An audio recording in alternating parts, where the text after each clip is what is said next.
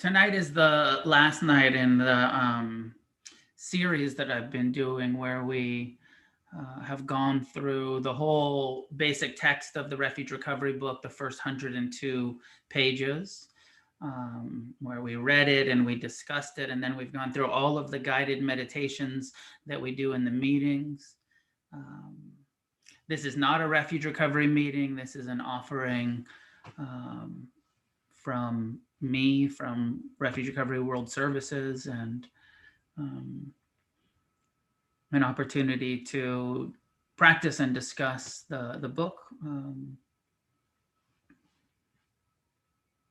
And one of the things that I failed to do in the book was put the forgiveness script, the guided meditation for the forgiveness meditation, in the back of the book, which is so interesting because I go on and on throughout the book of the importance of forgiveness. And it's such a core part of our practice. And there's a guided meditation in the sort of self-led, but when it comes to the scripts that were created for how to teach it to each other and lead it in the meetings, I failed to get it in the final edit of the book.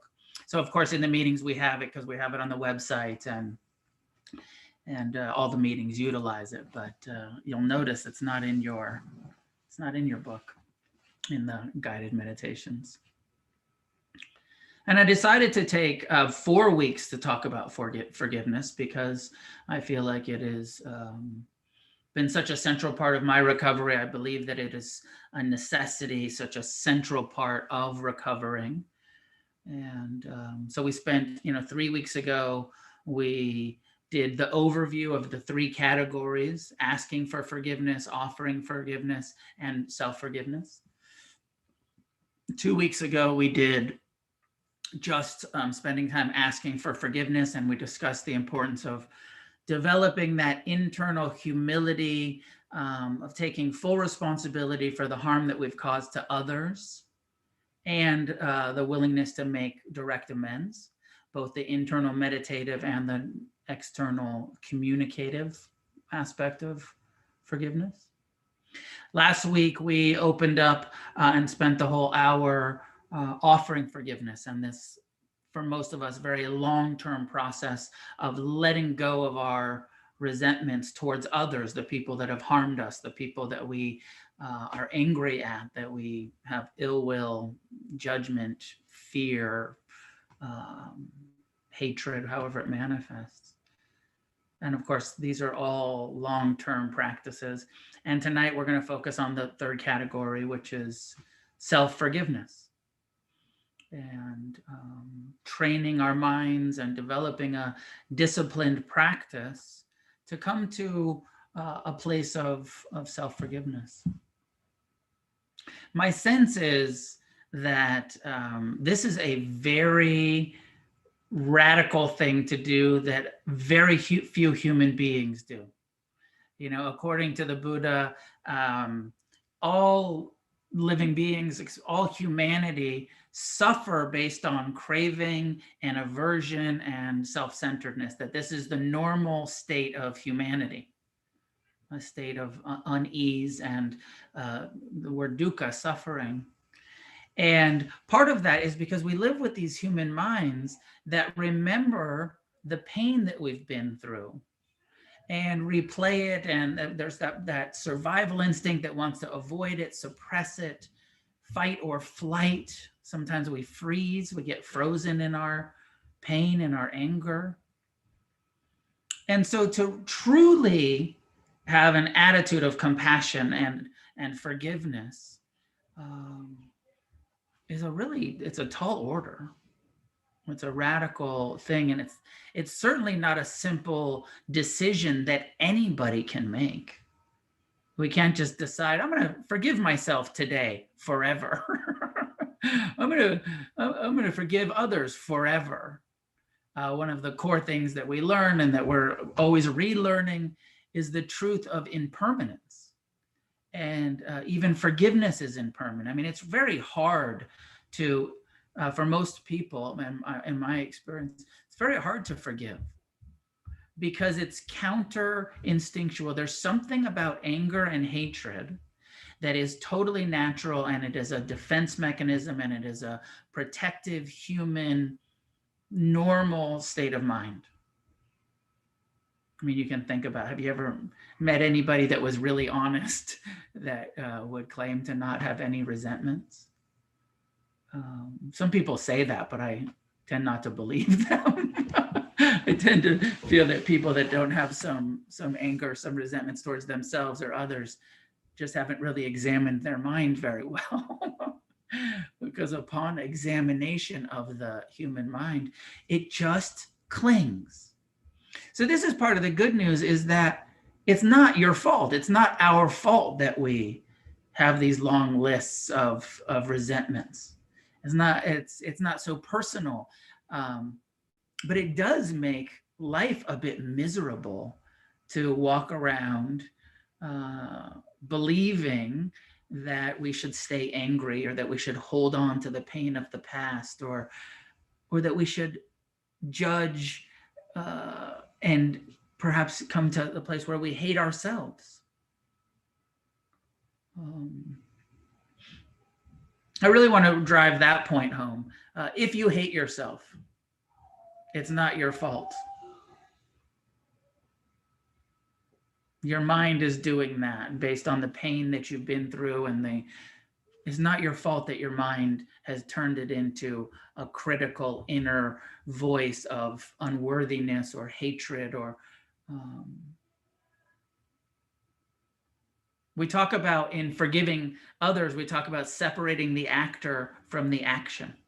And so sometimes when we look at other people, we can see, okay, that's an impermanent they've changed, they acted unskillfully, they caused me harm.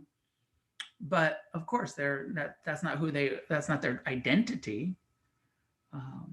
But sometimes it's harder to unpack that for ourselves, to separate the actor, me, from what I've done, because my mind keeps reminding me, hey, remember what you've done? Remember when you were a junkie and you were lying and you were stealing and you were, and remember when you got clean and you continued to lie and steal? And, the mind loves to remind us and create a identity, a fixed view around the experiences, the impermanent actions, attitudes, experiences we've had. So part of self-forgiveness, like all forms of forgiveness, is separating the self, which is a bigger conversation, from our past actions. Coming to understand we are an unfolding process. What we've done in the past is not our identity. I don't know if this totally fits, but it just comes to mind around, we come to understand cause and effect and karma, and one Buddhist teacher I was listening to said, if you want to understand your present attitude, present reality, look at your past actions.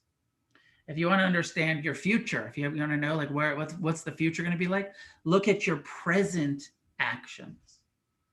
Forgiveness is a present action, a present time process of moving towards a experience, a future where we actually love ourselves, where we actually care about ourselves and have mercy and develop an inner attitude of friendliness and compassion and forgiveness, letting go of the pains of the past.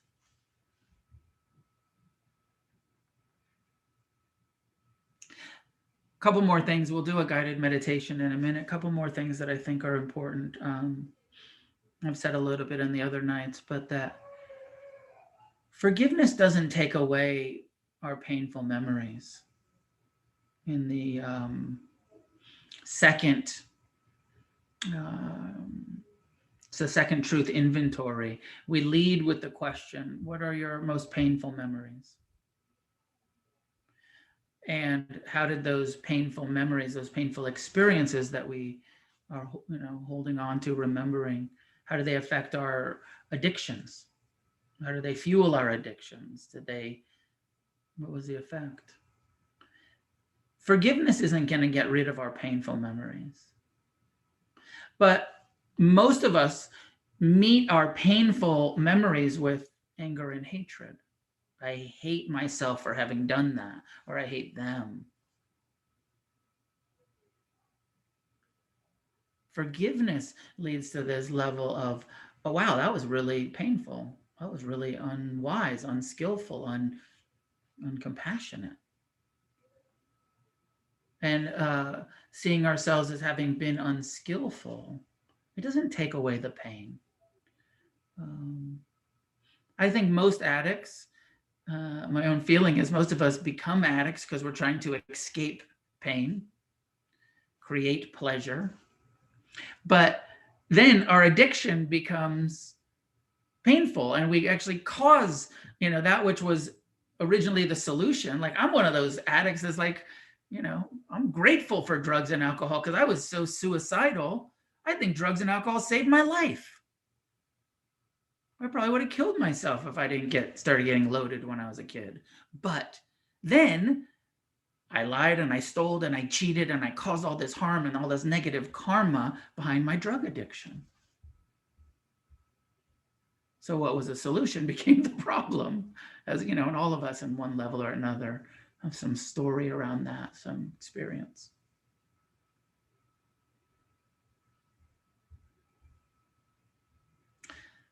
When I started doing forgiveness practice, I said the other night that it took me about 10 years to really forgive others, to fully get into a place of forgiveness of others.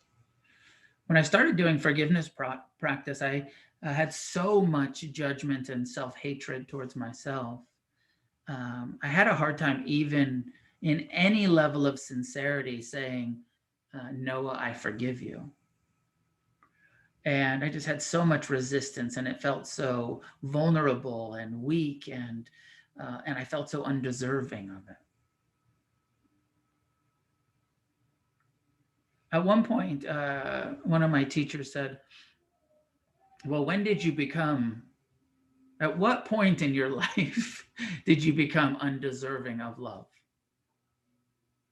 Was it when you were born? Was it when you were 2? Was it when you were 5?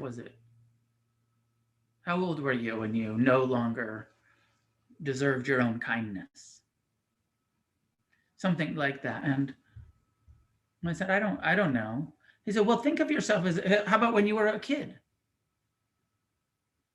And I said, yeah, well, I think I was just a kid. I was innocent,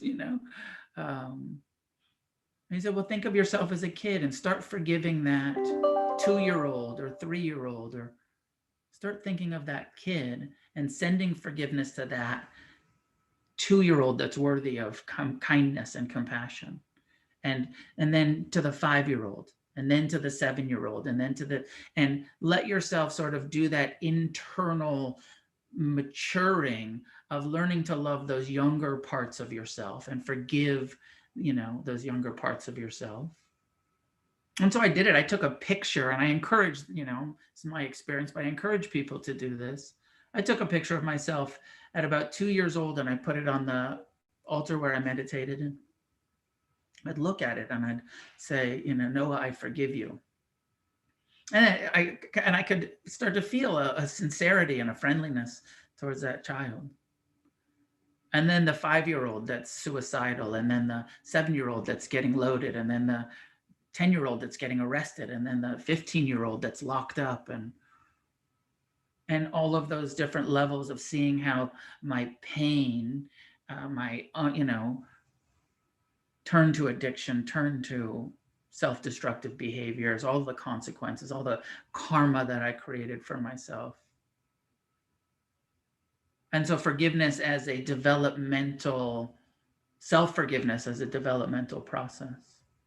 I don't talk about this that much in the book, although I might mention a little bit, sometimes useful to reflect on ourselves as children when it comes to self-forgiveness. And you have to find out for yourself. Maybe you're at a place, you've been in this for a while, you've been doing it, and the adult here and now is the appropriate recipient of your forgiveness. If you can do it for yourself here and now, do it. If you feel up so much resistance like I did, try this trick of thinking of yourself as a kid.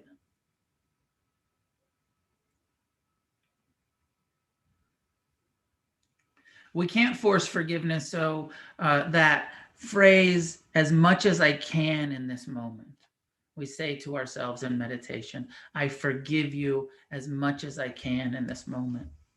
Now, there's this weird, like, kind of tricky piece when you're meditating and you're the object of your meditation. Do you say, I forgive you? Or do you say, please forgive me? Like, who's talking to who in here? So you can play with that in your own practice. I forgive myself.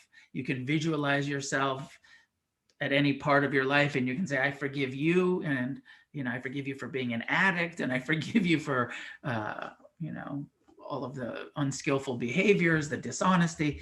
I forgive the actor in all of those different incarnations we've been through, including the one that we're in right now as the recovery person that still needs forgiveness, that we're still judging, that we're still not always kind to. I also like in self-forgiveness to do, I think of my mind not as who I am, but I have to live with my mind. And so I like to actually take my mind as the object of my forgiveness, saying to my mind, I forgive you. Because my mind criticizes and judges and compares and lusts and fears and all of the stuff that the human mind does, and it sucks to live with it some of the time. And so sometimes I think most of us end up getting a bit resentful towards yourself, towards your mind. And so actually taking your brain, your judging brain, your critical brain, and saying, I forgive you. The terrible thing is, our brain is actually trying to protect us with all of those criticisms. It's doing a shitty job. The way that the mind compares and judges, and do I fit in, and do people love me, and all of those self-centered thoughts that we suffer about is a survival instinct. It's not your fault. It's not personal, but it's so unpleasant to live with sometimes, isn't it? I mean, really tough to bear at times.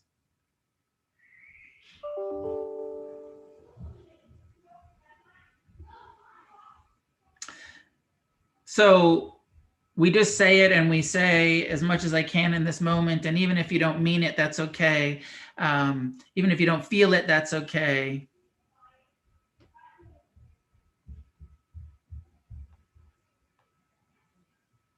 Eventually you will. And eventually you'll come to, if you do this practice sincerely, you'll come to a place where most of the time you're able to forgive yourself. And knowing that you still have the karma of your actions, forgiveness isn't a get out of jail free card. Knowing that it's still healthy to regret the ways that we act unskillfully. But an attitude of forgiveness will come. And I got to tell you, it's so much better.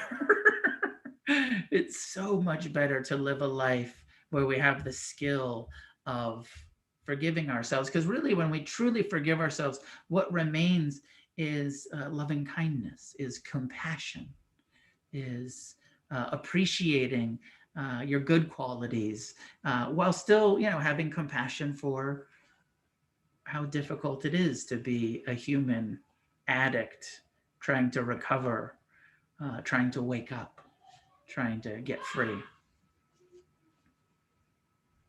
I hope all of that makes sense. I'm sure I missed some things, but I want to meditate with you, and I've been going on, and we got a late start. So find a way to sit that's upright and relaxed.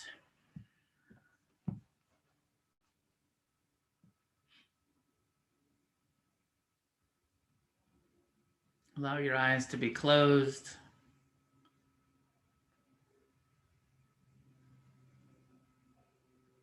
And just take a moment to release any unnecessary tension.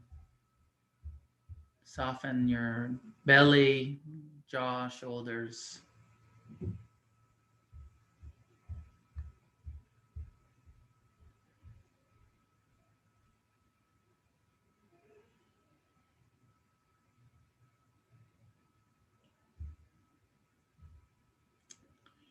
And just begin saying to yourself, I forgive you as much as I can in this moment.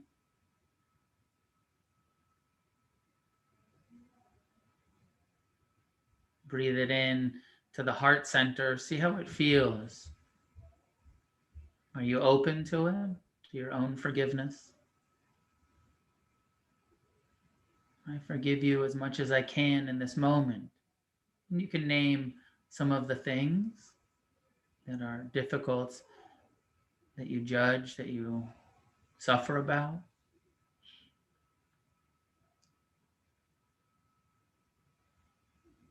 I forgive you for feeling unworthy, less than.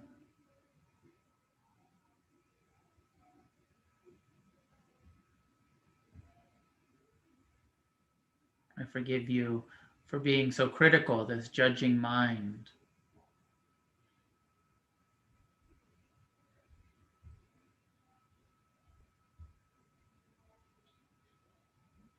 I forgive you as much as I can in this moment to yourself. And feel free to think back on an earlier time in your life. Think about the kid, the adolescent, the teenager.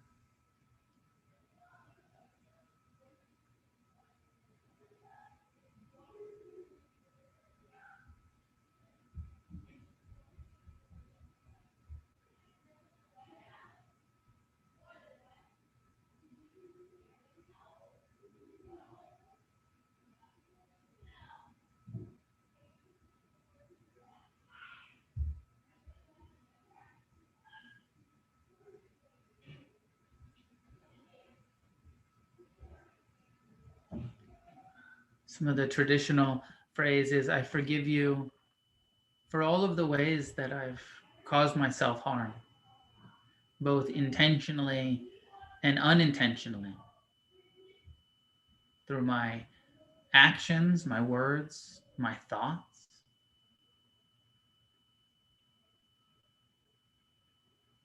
Sending forgiveness, inclining the mind towards forgiveness, the heart, breathing it in.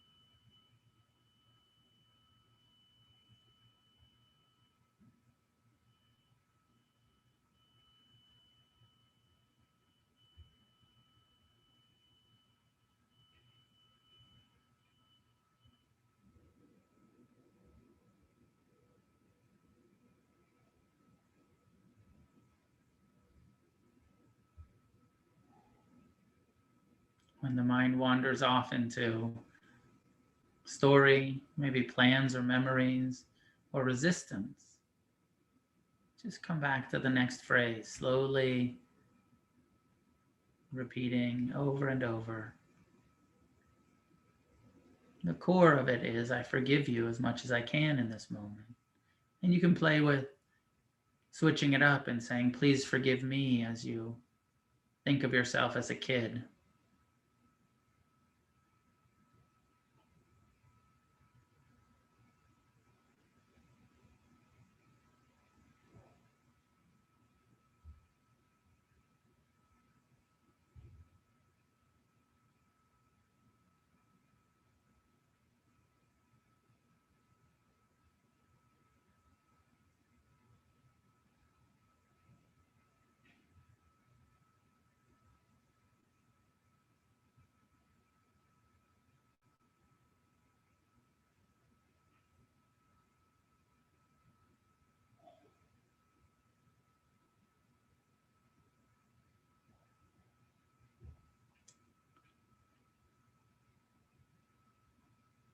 Spend some time just sending forgiveness to your mind. What are the difficult parts of your brain?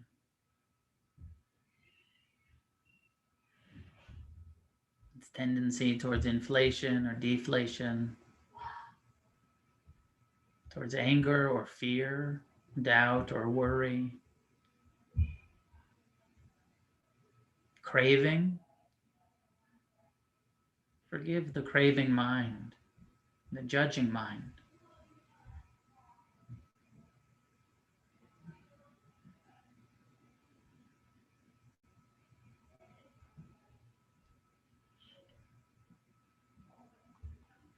Forgive the addict.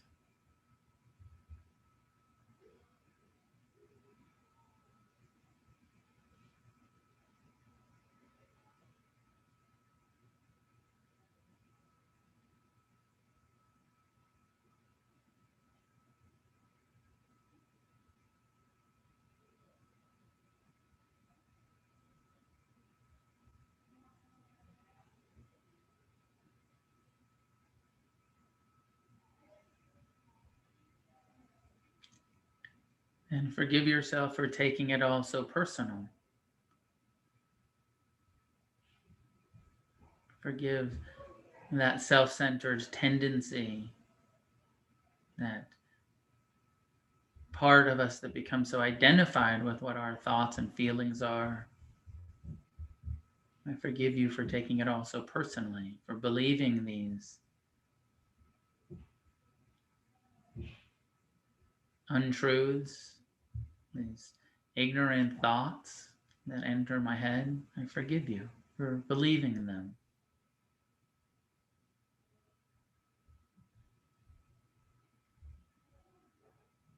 All of the ways our minds lie to us.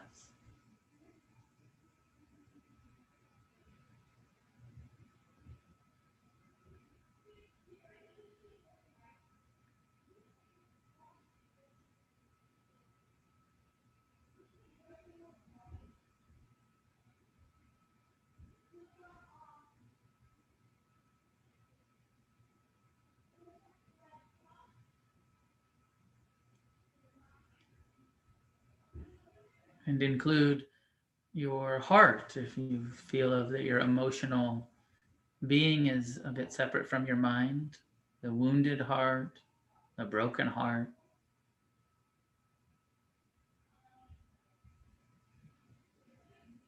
So often we end up becoming defended, armoring the heart, trying to avoid further pain, betrayal, loss.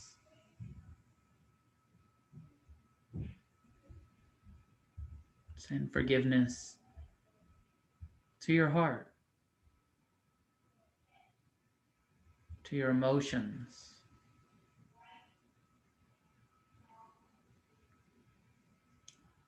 It's safe to let down the walls now. I forgive you as much as I can in this moment.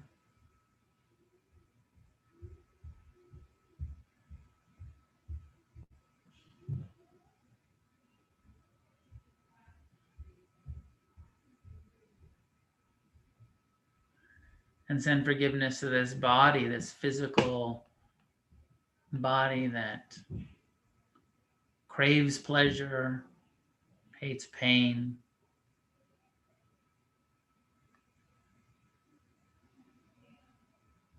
This body subject to sickness and aging and death. I forgive you. We so often judge our bodies, not looking the way we think they should, not feeling as energetic. Send forgiveness to this poor old body that's been carrying you around all these years. I forgive you.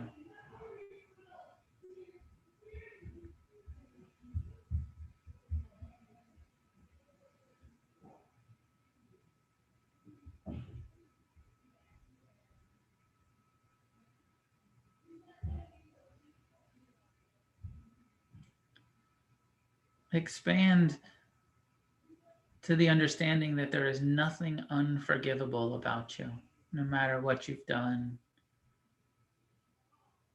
no matter what's been done to you.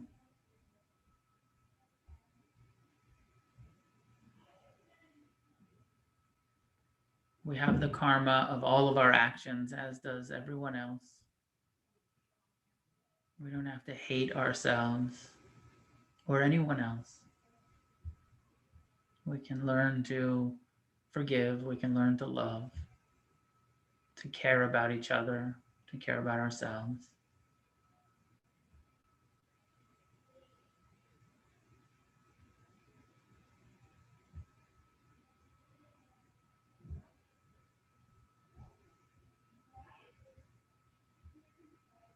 All of the harm that we caused in our lives was out of our own confusion and ignorance. Forgive yourself for having been so confused that you lied, that you stole, that you hurt yourself and you hurt others.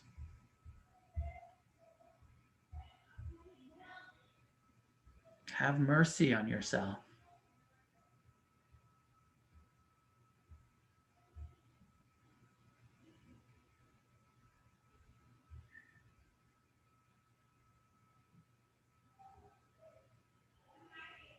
I forgive you as much as I can in this moment. Until you mean it, until you feel it, until you believe it.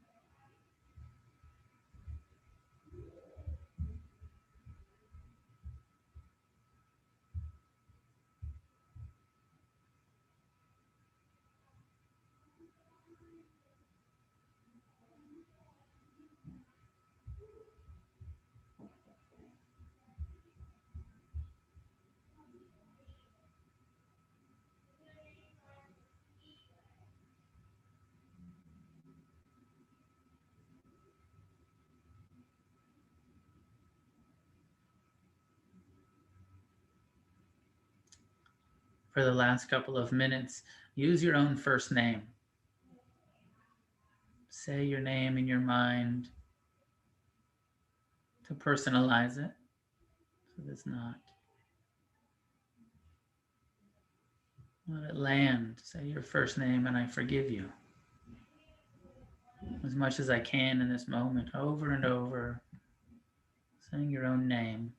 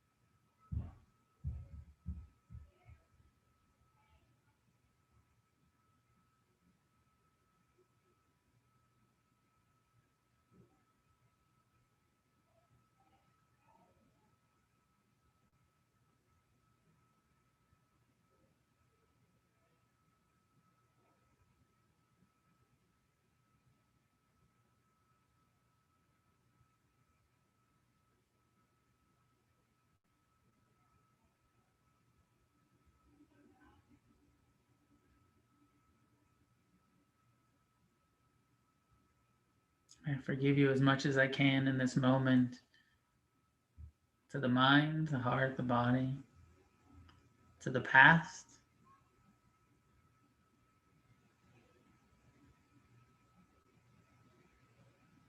for all of the ways that we've been confused, all of the dead ends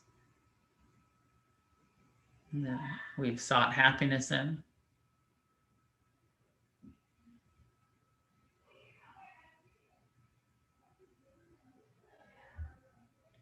And when you're ready, allowing your eyes to be open, bringing attention back, moving around, stretching.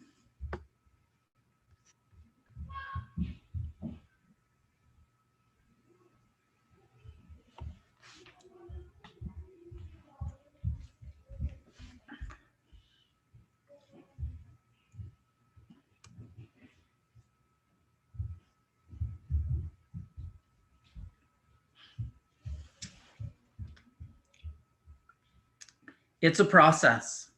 Whatever you take a moment to just reflect on just what happened and how sincere you were able to be, and also just to reflect on, does it feel pleasant to say this to yourself? Is there a part of you that's just kind of like finally giving ourselves permission, or is there a lot of resistance, and there's a lot of like, this is bullshit. Whatever your experience is, with all of the meditative experience, we're trying not to judge it. I want to be clear that there's no right way or wrong way to feel about forgiveness. We are trying to move towards being able to sincerely offer this to ourselves, to really being able to say it and receive it and mean it. My experience was that it took me a long time to get there, and so you'll have your own time schedule, your own process with that. Some of you have probably been doing these practices for some years already, and hopefully have had some good success with it. Some of you are probably a bit newer to it. So does the perspective make sense? Does the technique make sense? Any questions about any aspect of what I've said so far? And I was a little discombobulated by trying to get onto the YouTube thing earlier, so I'm sure I missed something. So feel free to ask and or remind me. We have a few minutes for discussion. If you'd like to participate, you can raise your hand by clicking on the participants down at the bottom of the participants. There is a kind of place where you can raise your hand. And your little blue hand will go up. That way I can see that you're wanting to ask a question, or you could put it in the chat.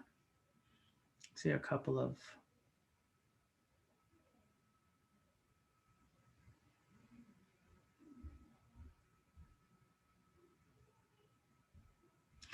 someone's asking about a script for that meditation. That meditation doesn't have a script. There is a script for the all three categories. It's on the refugerecovery.org website, where we go through asking for forgiveness, bringing to the mind the people that we have harmed, asking for forgiveness, bringing to mind the people that we resent that have harmed us, offering forgiveness, and then doing this kind of practice for ourselves. But there's not a separate self-forgiveness meditation. I'm about to try to get the publisher to allow us to edit and kind of redo a second edition to Refuge Recovery. So maybe we'll put it in the second edition, just break these into 3 different practices. I find it useful to sometimes just focus on myself or just focus on others, rather than always doing all 3 categories. So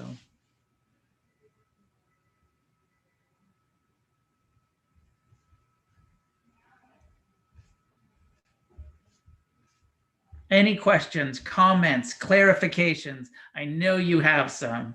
I know it wasn't that clear. I know this is also kind of hard stuff to talk about for some of us. Dora, please jump in. Hi, this is sort of a combination of last week. I wanted to ask, do I need to make amends, maybe it was the week before, to people that I harmed before I became sober. I mean, before I even started drinking. Do I need to do that? And then this meditation sort of seems to speak to that a little bit. If I'm forgiving myself, then I don't feel so much like I need to make amends to people that I harmed before my addictive behavior started. Does that make sense? It does, but I don't know. Let me just ask you a question. Why wouldn't you want to make amends to everyone? Sorry, yeah, I asked myself that same question. I was, 12 or 17 or 20, and I don't know where any of those people are now, but so I'll stick around for more information. I'm just not sure how to proceed. Right. Well, a different question. I mean, I think more like kind of looking at, I mean, maybe it was the wrong question. Like, why would we, I said, why wouldn't you want to? And I get like, there's a part of all of us is like, I don't want to make amends to anybody ever. And because it's uncomfortable, right? Like going and admitting like, hey, I hurt you in this way. And it's so awkward. And especially when it was like, hey, when I was 12 years old and I ripped you off or I lied to you, or they're like, hey, that was fucking 50 years ago. What are you like? So it's awkward.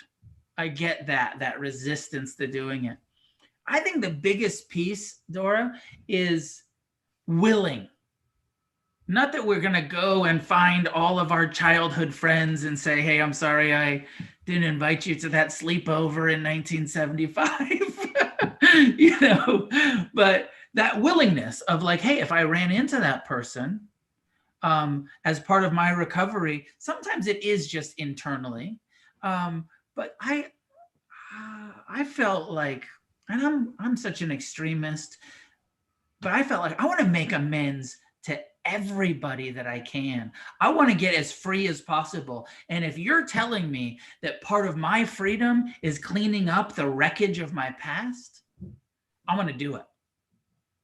And I, like you, had a bunch of pre-addiction wreckage too. Like when I was a kid, I used to break into the neighbor's house before I had even started getting loaded to steal their cookies. Maybe that was my first drug. And at some point when I got clean and I was doing my recovery work, I tried to find those neighbors. They didn't live there anymore, but I was willing to go there and be like, you guys had that, they had that one of those electric pianos or automatic pianos that was so fucking cool. It played the boogie woogie and all this weird shit. And I like break into their house when they weren't there at like 5, 6 years old and eat their cookies and play their electric piano.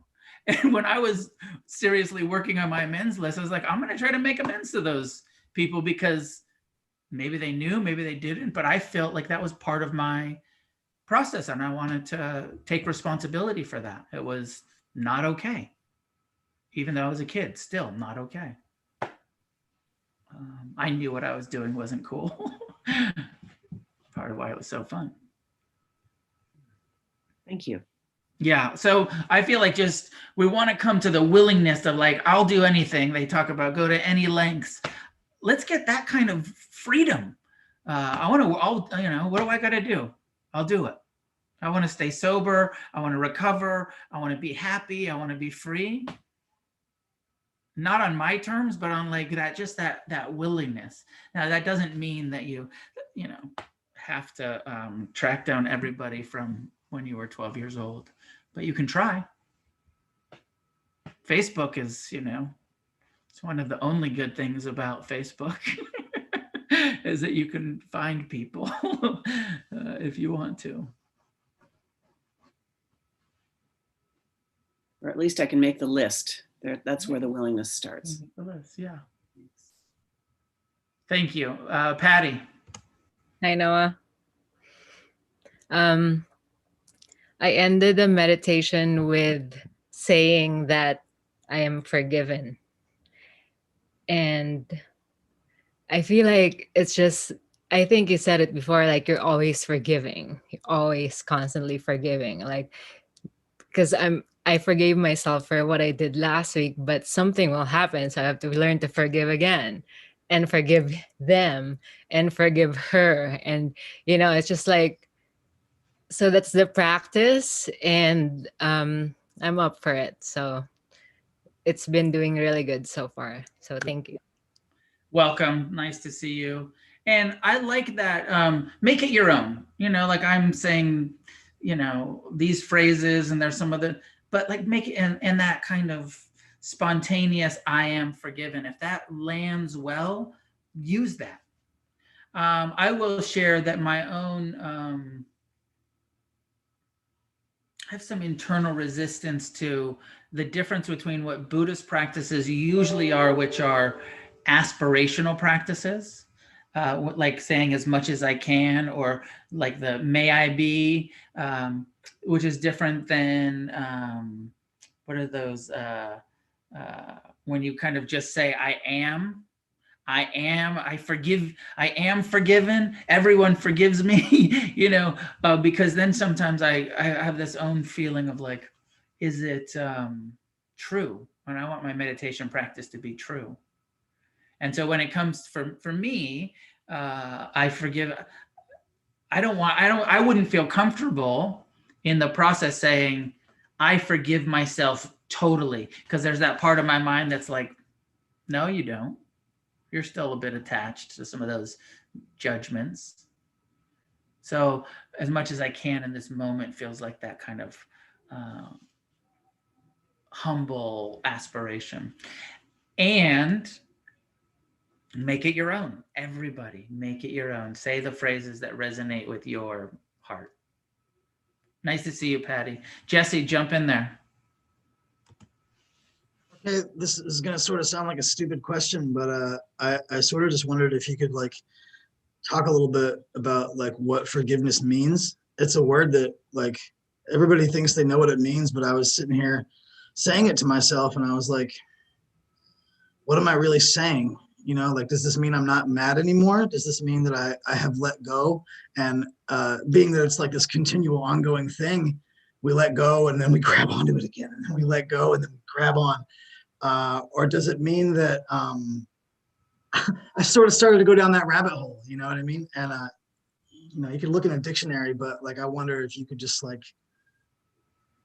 I feel like what does it mean? I feel like you pointed to it.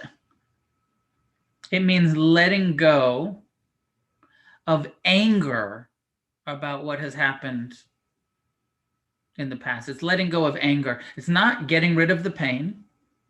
It's letting go of that extra level of judgment, anger, ill will, hatred, fear that we cover our pain with. Like something painful happened, and now I have a resentment. I'm holding on to it. And forgiveness is letting go of that extra layer of clinging, and which is usually anger. It's some form of I'm angry at you. I'm angry at myself. I hate myself. Forgiveness is I let go of that extra layer of hatred. I still have the painful memories. I still have some regret. Like regret is healthy. Forgiveness isn't going to get rid of regret. When we've been unskillful, you've maybe heard me. I like to say, people that have no regret for the past are not enlightened. They're sociopaths. Regret is a healthy emotion. Feeling sad, feeling remorseful, feeling that is healthy when we have hurt other people, when we've been unskillful. So we forgive ourselves for being so confused that we were unskillful, but we still regret it, and we just don't have to hate ourselves for it. So it's letting go of that extra layer of anger, hatred, resentment on top. Judgment, when I say judgment, that's why I like to use the term unskillful, because judgment, is good or bad. Like, well, I did these things, so I'm bad, rather than I've done unskillful things. I'm not a bad person. I was just a confused, suffering, ignorant person, and I let that spill out onto other people. I lied, I stole, I cheated, whatever I did.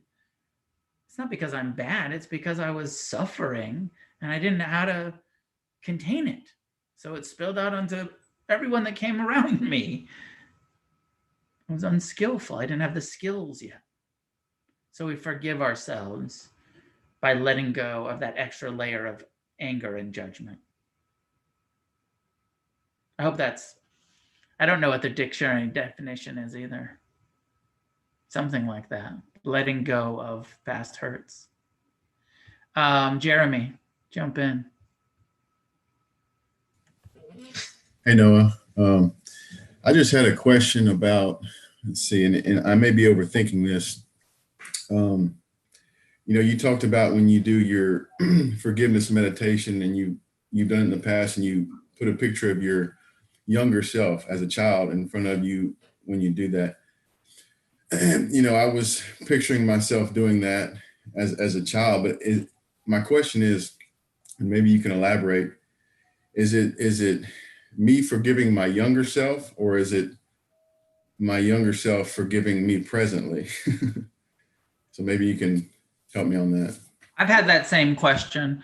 I started by doing it by saying, I forgive you. And it's sort of like, I forgive you for not knowing how to hold your pain, and that it would become violence and addiction. And so for me, when I was seeing that 2-year-old, I was saying, I forgive you because you're just like this suffering kid.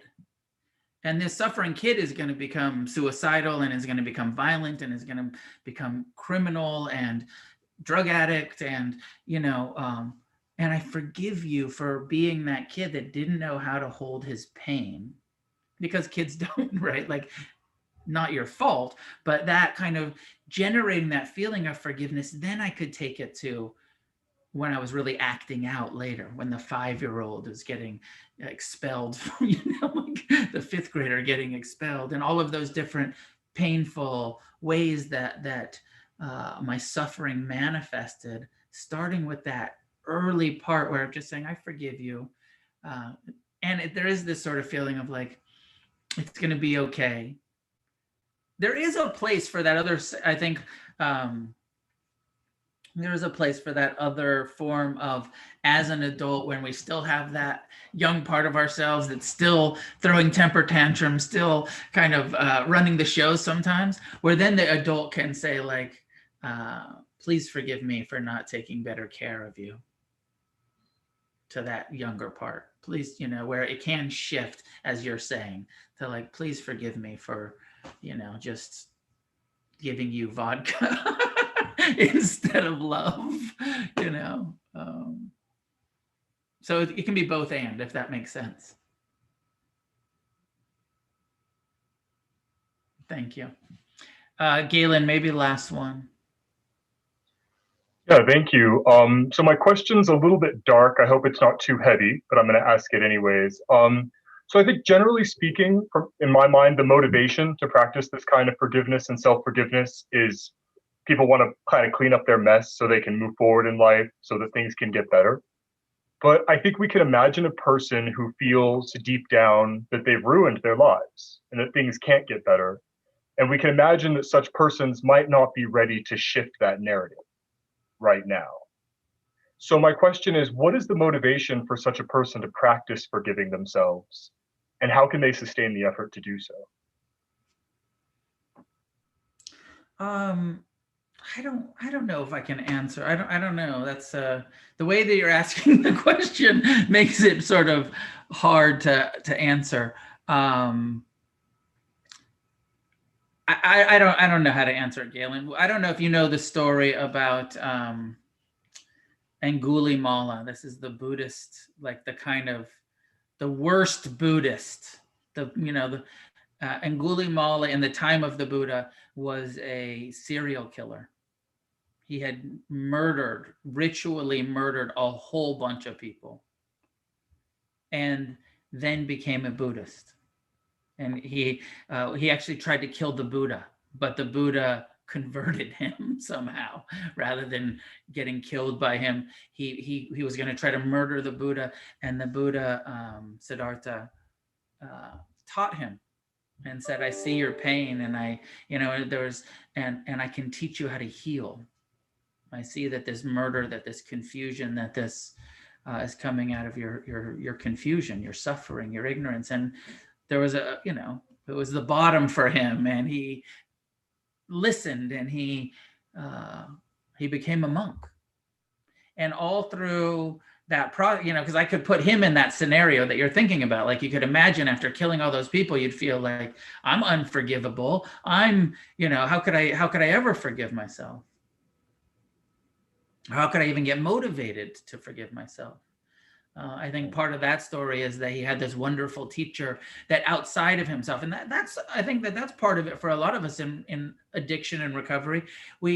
Someone inspires us. We see someone who's like, whoa, that person used to do, you hear your story in a meeting, and you're like, wow, that person used to do the shit that I did and used to feel the way about themselves that I feel about myself. And they seem like they've recovered, like they've healed, and that inspires us. So maybe that's part of this. Like, he meets the Buddha, and the Buddha's like, you can heal, man. No matter what you've done, no matter how bad your karma is, you don't have to keep living this way. You can recover even from murder. And he lives his life with the Buddha, and all kinds of terrible shit happens to him. Because of the karma. People are attacking him, and he's getting beaten. And it was also presented in the stories of, like, he's got terrible luck, like bad shit. He just like walking by and boulders fall on him and shit like that because of all of the karma that he has from his actions. And he's going to the Buddha beaten and bruised and losing. He's like, they're gonna kill me. My karma's gonna kill me. And the Buddha every time just says to Angulimala, you have to bear it. This is the purification of your karma. And if you want the freedom, if you want the awakening, the forgiveness, like, we can forgive ourselves, but it doesn't mean we don't still have the karma of our actions. We own that shit. And so, there was this, he's like, anyways, I hope that story, I don't know if it's quite there, but it is the kind of traditional Buddhist story that might not be true at all. It might be one of those archetypal stories that's just, no matter how far down the scales our life has gone, we can recover, we can heal. Even a serial killer could get enlightened. And at the end of Angulimala's life, he becomes an arahant. He wakes up. Full purification of his karma because he worked his ass off for it. And so first we have to have that hope, that kind of like, wow, like, if it's possible, I want to, do it. It doesn't totally talk to that place where you can't motivate someone else to do it. It has to come from within, right? You have to want to do it. I have to want to do it. Each one of us has to make that decision. I want to get free. I want to recover. And if you really want to recover, forgiveness is going to be part of the process. I didn't even talk that much about it tonight, and I know we're out of time, but I feel like forgiveness is relapse prevention. If you don't forgive yourself and you keep hating yourself, you're going to get loaded. You got to forgive yourself to stay clean. Whatever that means to you, whether it's process addiction or substances or, in order to get free, we got to learn to love ourselves and to let go of hating ourselves. And it's possible. And it might take years, but it's possible. Anyways, I hope that's helpful. I don't know if I really got there or not. Thank you all. I'm going to leave it there. And we're going to take a break from this Thursday night class. I think we'll continue it in the new year. We got to sort of figure out. And if you have requests of what you would like to see me do for these Thursday night classes. Maybe I'll go back through the book again. Maybe I'll do some other stuff, but I'm willing, but also just want to break for the holidays. So enjoy, and thanks for tuning in. Many merit that comes from tonight's class and this whole 9-month series of Thursday night classes be offered outward in all directions. May together we create a refuge. In Refuge Recovery, may we open the doors to all that seek recovery, and may we each commit to being of service and to making sure that this process is available to all who seek it. So thank you, and if you care to leave a donation, please do. There's a link in the chat for donations, and I see some requests to go through the book again. Maybe I will. See you guys next time.